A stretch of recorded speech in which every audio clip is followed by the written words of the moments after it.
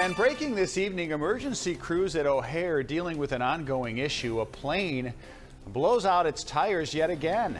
Americans among the missing in Nepal as flooding devastates the country. And Meta will make changes and pay a massive amount of money after being accused of making its platform addictive for kids. We'll look at how effective the new safeguards being put in place could be.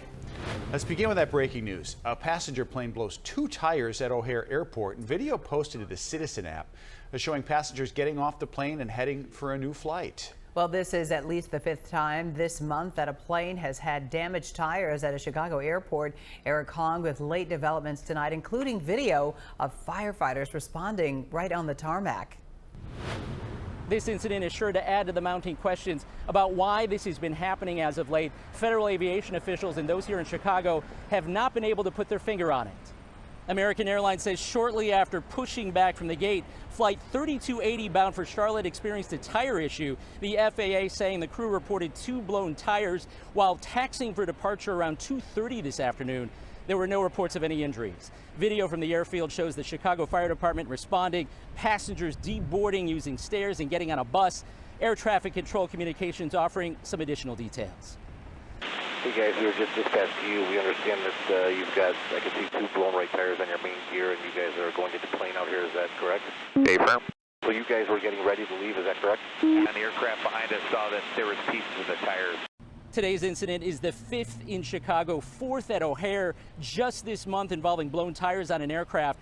There have been no reported injuries in any of these incidents, which have involved United, American, and Southwest planes that were either landing, taking off, or preparing to take off. Last week, we spoke with the commissioner of the Chicago Department of Aviation, who said his agency is working with the FAA and other airlines to investigate these incidents.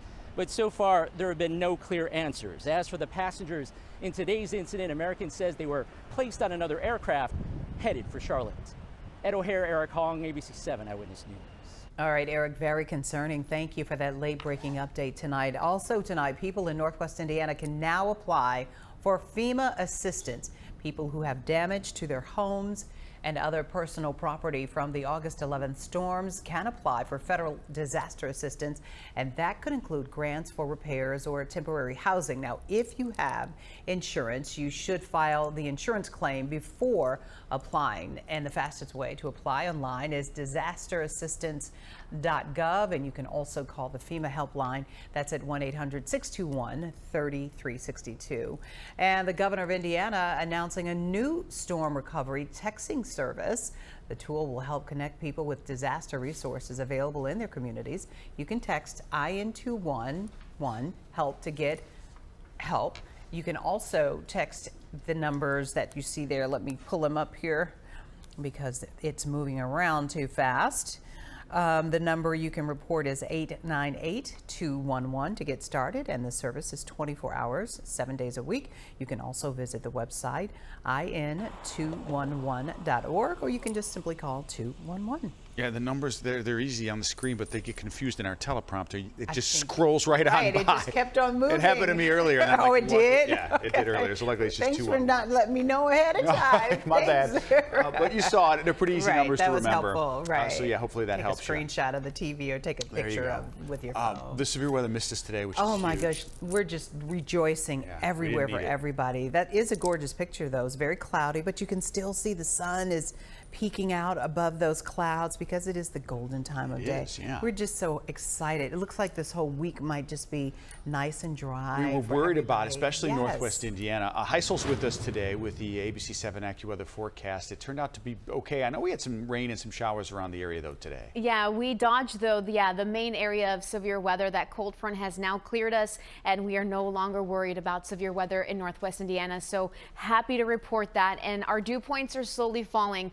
Earlier this morning, they were in the mid and upper 60s. It was feeling quite humid outside. Now it's not overwhelmingly humid. Low 60s for our dew points. A temperature at 82 degrees at O'Hare. It's still mostly cloudy there, but you saw from that live shot that at times we do have some sun, a northwest wind. So that big difference there, the northwest wind at 10 miles per hour has changed our wind direction, and now we have some drier and cooler air moving in right now. Right now we have temperatures close to 80 degrees, 79 in Waukegan, 80 in Bradley, 79 in Crown Point. Joliet is currently at 82. We do have some little speckles of green popping up here on radar every now and then. A quick little shower might pass by you here up until we get till about sunset. Notice here overnight tonight, our temperatures fall into the 60s, and then tomorrow we're talking temperatures back up close to 80 degrees. If you're really wanting summer back and some warmer weather, well, we're going to get it as we head at least through the second half of the weekend. We will talk more about this coming up here in just a little bit. Okay, sounds good, Heisel. We'll see you then. Updating breaking news: an urgent search and rescue effort today after massive and destructive flash flooding in China and Nepal. At least 157 people now confirmed dead, and hundreds of tourists, including 47 Americans, are reported missing. ABC's Olivia Rubin shows you the unbelievable video. It's coming in today. Today, video showing the devastation as flash floods swept across Nepal. Here, dramatic CCTV video showing dozens of people trying to get to safety, a mudslide overtaking everything within seconds, destroying everything in its path. In this video taken from a helicopter, you can see cars, trucks, and buses covered in mud, crushed and destroyed, scattered on what's left of a roadway. And here, this video showing the power of those raging waters as it destroys a bridge, thrashing it back and forth. The floods rushing in Wednesday morning in the Rasuo region, right along the border with Tibet. Officials in Nepal saying they pulled dozens of bodies from the water. The Chinese state-run media reporting multiple fatalities there as well. Now, urgent rescues underway. Here, rescuers using a bulldozer to carry out a victim to safety. And here, a person pulled out of a house. More than 400 tourists are now missing, according to the Nepali Tourism Board, including at least 47 Americans. And the U.S. Embassy in Nepal says it's working to identify citizens who might be affected, urging citizens to stay away from the riverbanks and seek higher ground. Olivia Rubin, ABC News, Washington. Olivia, thank you for that report. A judge approving a mega settlement tonight. Meta will pay $17 billion and make changes to its platforms to settle a lawsuit over teen addiction to social media. Illinois is among 29 states getting some of that money, and John Garcia getting answers tonight about whether today's required changes are enough to make these platforms safer for young people. John. Experts we've talked to say Meta and other social media companies have intentionally made their sites addictive to try to keep users on for extended periods of time. Those experts also say that has caused mental health concerns for an entire generation of young people. It's a very familiar sight, young people on their phones scrolling through social media. Illinois Attorney General Kwame Raoul and 51 others say the owner of Facebook and Instagram, Meta, intentionally makes the sites addictive to users, especially young people whose brains are not entirely formed yet. And many therapists are seeing the results. What's clinically urgent is understanding how social media is reorganizing the developing attachment system and what that means for how kids will form relationships, experience safety, and regulate their nervous systems for life. Illinois will get nearly $800 million of the more than $17 billion settlement with Meta.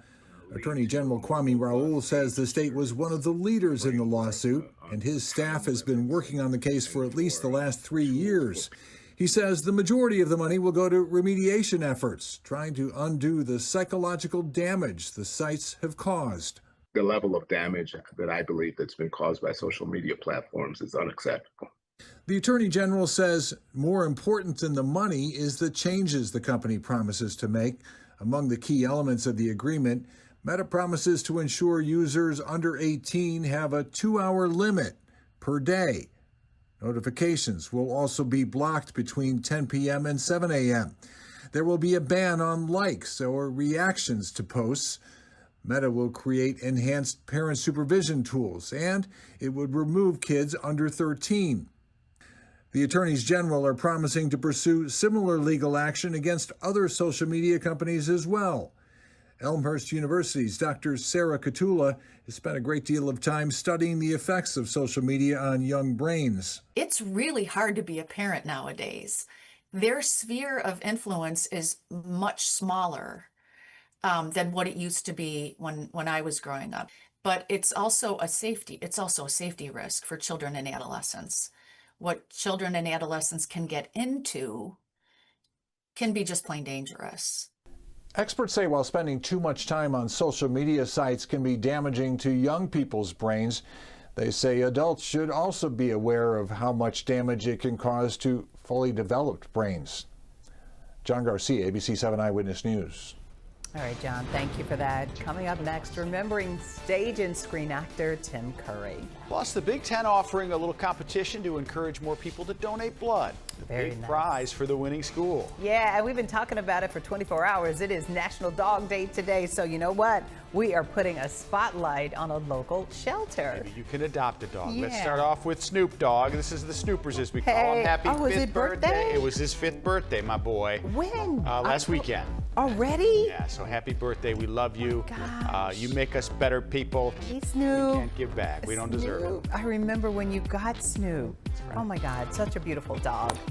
All right, well, this is my contribution. It's a historic photo. I love this picture. It is a magazine cover great. That was celebrating the holiday season, and that dog is a supermodel, an Uber model. So he's posing as much as you are. I was very nervous. You did great. We met each other that day, so I love this. We're going to show you more pictures of our coworkers' dogs as we continue this half hour. Oh, we look cute together. He's got...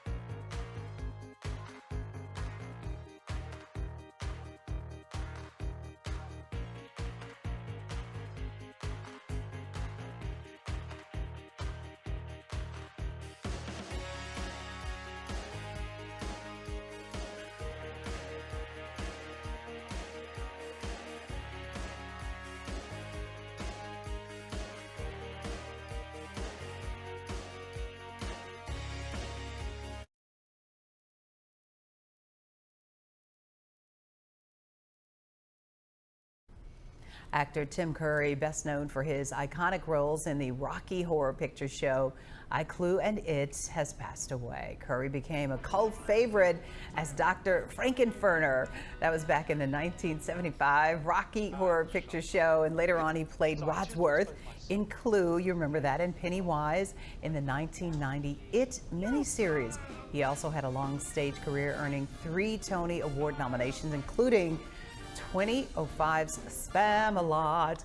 Curry suffered a major stroke in 2012 and had been dealing with health problems in the years since that. Immediate cause of death is not clear, but Tim Curry was 80 years old. Fantastic legacy, just an incredible person. He was a good one. So talented. Fans of Dolly Parton leaving flowers, candles, and pictures outside her home and at her star on the Hollywood Walk of Fame. Parton died from cancer yesterday at the age of 80. Visitors celebrating her legacy right now, visiting Dollywood theme park in her hometown in Tennessee. We heard from some fans there. She just consistently showed joy and spread hope and really just life. What a great musical talent, her generosity, her genuineness. People loved her, not just Tennessee, not in the United States, but all over the world. Wow. The mayor's right about that. And a remarkable coincidence, the next named storm of the Atlantic hurricane season expected to be Dolly. That name was picked decades ago. So there you go. There's a lot more stories about Dolly Parton. I know, right? You can head to our news app and website if you want to see a little bit more. I think the Earth's axis have shifted in her passing. I really do. It's hard to find anybody who did not adore her. Just incredible. Her footprint, she was one of one, you know. All right. Let's talk about outside here. The storms passed. We've been celebrating today. No signs of Dolly, the hurricane, on the horizon for us, thank goodness. Of course, the storm did pass, and it's leaving us today with a really nice day. From the Illinois Tech camera as we take a live look, we like this forecast coming up. In honor of National Dog Day, here's a look at Heisel's four-legged friends. Bubbles is big now, and Travis, they're getting along, Heisel. You can see like his white hair, he's getting old. He's 11 and she's only 10 months. So Travis is 11 years old. He's a lab German Shepherd. He's 95 pounds. And Bubbles is 10 months. Great Dane, 100 pounds. She's At least awesome. the last time we weighed her. She's probably more now. It's a great picture. Love it. We're going to continue to show other dogs. National Dog Day for us. Is this Cal? Yeah, that's Greg Dutra's dog. Greg Dutra's dog, who's since passed. Is he running on the ice there? Looks like he's having Frozen a great ice? time out there. Yeah. Just a beautiful pooch, Greg. We got one more. That's Chris Parrish's dog, Yes. Gus. Hey, Gus. Gus, what's that up? baby looks like a Gus. Hey, Gus. Chris is our 6 p.m. executive producer. He does the executive producing of the early shows. Yeah, 11 Love to it. 4, the 6. They're doing everything, Hey, yeah. Gus. We like you. They love your dogs. People love their dogs. All right, I'm excited for this interview after the break. DuPage County Animal Services is here, and I'm about to meet Molly. All right, Molly, I'm going to call your wife, Wendy, to make sure she's watching because you might get a new addition to the family. All right, we'll be right back.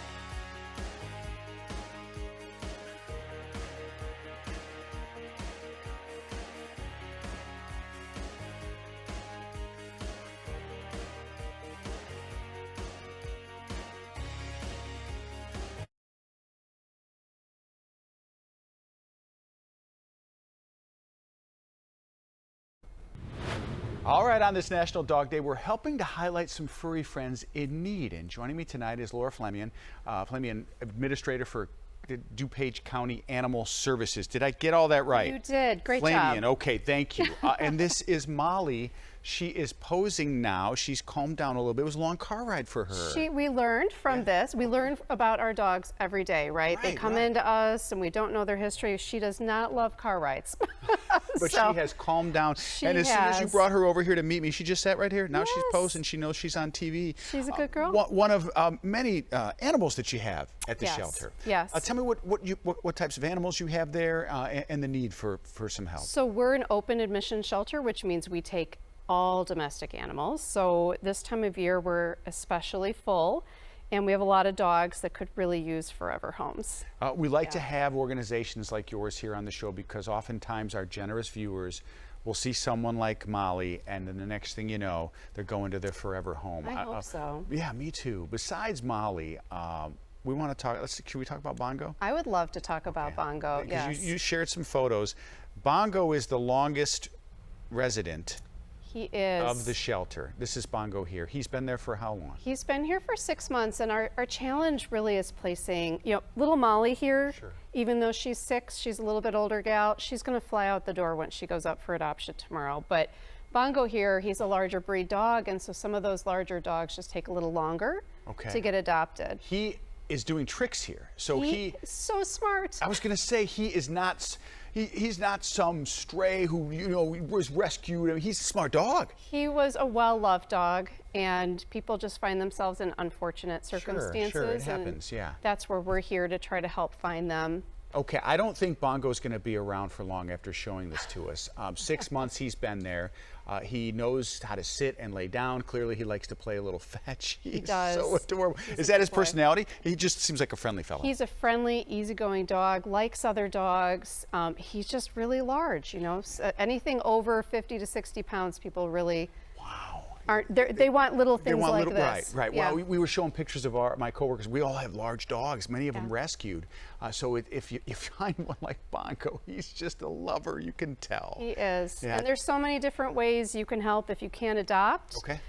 You can donate to your local shelter, and then we also happen to be running an apparel campaign to celebrate tell me about it. Yeah. Bongo. He has his own line of shirts that you can purchase on our website at either DuPageCounty.gov/animal services or DuPage Animal Friends. We're doing everything we can to find Bongo a home. That t-shirt is awesome. So I can get that shirt. Yes. And then also help you out. I'm getting it. I'm going to get it because I know we're going to help get Bongo, the underdog. We've got the Chicago skyline there. It's brilliant. Yes. Yeah. Tell us about DuPage, the facility. Where is it? And people can go in on the weekends, or tell me a little bit about that. Yeah, so we're the only open admission shelter. We're located in Wheaton. We do have Saturday hours. This particular Saturday, we've got a large cat adoption event, but we are waiving all dog fees through the end of the month. So another reason to consider adopting right now. People who don't want to adopt, but they want to help, besides buying the t-shirt that I'm getting, what can they do? Fostering is always a great option. Whether you can't permanently keep a pet, you can maybe temporarily watch a pet. Donating to your local shelter, and we always need supplies. So whether it's everything from as simple as paper towels to treats to cat litter. And this little girl here, like I said, she's going to be going up for adoption probably tomorrow. So she and Bongo, they're going to go. They're going to go. And it's great to be able to help you. Come on our show anytime. And we can continue to do wonderful things. There's the address, DuPage County Animal Services on your screen. You can also find it on our website, ABC7Chicago.com. We'll include this interview to get the word out about Bongo, and then you have to give us an update on both of them, okay? Thank you very much. Oh, thank you. She's adorable. Look at her. She's looking at the camera, Cheryl. Like, how does she know that she's on TV? She's a supermodel, Molly the model. So sweet. I think Bongo and Molly are going to go to the same home after that interview. Well, you never know. I really do think so. And I want to do a segment on why people name their pets what they named them. I really want to do something special about that, because we're like, you named your dog Snoop. We got Bubbles coming up in a few minutes. Right. Why do people name their dogs? We're talking about naming dogs and what the difference is. It's always a creative name. It's just great. That. And like sometimes they're symbolic. But what a great interview. Molly, good to see you, model Molly.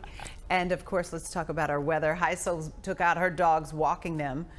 Because the weather is gorgeous today to do anything outside. You might even do an extra walk with the dogs because how great the weather. It's just been really nice. Yeah, they've gotten some extra walks and some extra park time, that's for sure. And Bongo, 60, 70 pounds, that's the perfect size. Trust me, I have a 100-pound Great Dane, and 60 to 70 pounds, no big deal. Close to 80 degrees here for the day tomorrow. And it is going to be overall really nice to end the week. Mostly sunny to partly sunny. And then as we head into this upcoming weekend, we are slowly going to increase our humidity, and you will notice that especially on Sunday. Right now, temperatures are close to 80 degrees. We're at 80 in Aurora, 81 in Joliet. The lakefront's at 82, 82 at O'Hare, 79 in Kankakee. Valparaiso is currently at 80 degrees. So here's a look at our dew points right now. They have dropped. So earlier this morning, our dew points were in the mid and upper 60s. Now most of us in the low and mid 60s. So a cold front has passed through. Our severe weather threat is completely gone now that that front is to our south. Here's a look to show you our humidity meter. So tomorrow our humidity does drop, and it'll be close to where it is right now, where our dew points are in the low 60s. Friday and Saturday, pretty comfortable. Saturday, slowly through the evening hours, our humidity will be increasing and you will really feel it on Sunday and Monday, even into Tuesday, also looking pretty humid. Here's a look right now at satellite and radar combined, just to show you that there are some little specks popping up here of some green. Every now and then you might run into a quick little shower, but at this point it's pretty isolated and we lose that chance for an isolated shower in the next couple of hours. A look here at Futurecast to show you that. 10 p.m. most of us dry. Temperatures in the low and mid 70s. As we go through the overnight hours and into tomorrow morning, temperatures in the 60s and feeling pretty comfortable outside. Notice as we go towards lunchtime tomorrow, we're already close to 80 degrees. We have some sunshine around. It's a really nice weather day. And then as we head towards 5 o'clock dinner time, we're still close to 80 degrees inland, but along the lakefront, we're at about 75 degrees. As we end the week on Friday, temperatures are in the 60s to start off the morning, and then eventually in the afternoon on Friday, mainly staying dry, and our temperatures are close to that 80-degree mark. Then as we head into this weekend, that's when we're slowly going to increase our humidity, and as we do, there could be a couple of thunderstorms. So a look here at your 7-day forecast to show you that, again, we end the week with some really nice weather. We'll have that sunshine around tomorrow and on Friday. Temperatures are in the low 80s, maybe slightly cooler as a lake breeze kicks in tomorrow. A mix of clouds and sun here on Saturday. Temperatures are in the mid 80s. Sunday, we're slowly starting to warm things up, and notice here the chance for a spotty storm on Sunday, but it's not a washout of any sorts. And then temperatures, I mean, I feel like a lot of people have been telling me, is it going to get warm again? Upper 80s here Sunday into Monday. It's going to feel a little bit more like summer. Yeah, we like it. Because we were robbed of our summer. We want summer to stick around as long as possible. Yeah, we do. I don't think it's going anywhere. Did you get a t-shirt?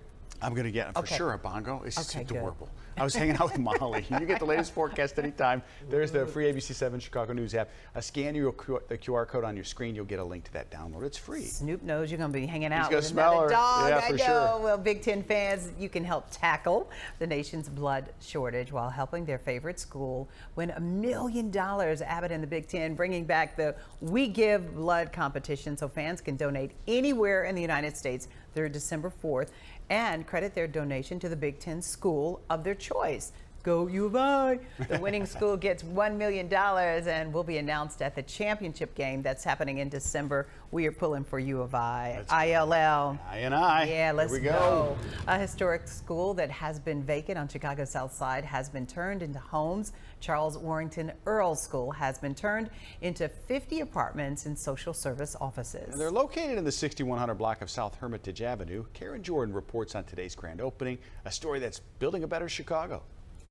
After sitting vacant for years, this Inglewood school is being repurposed to serve the needs of the community as affordable housing.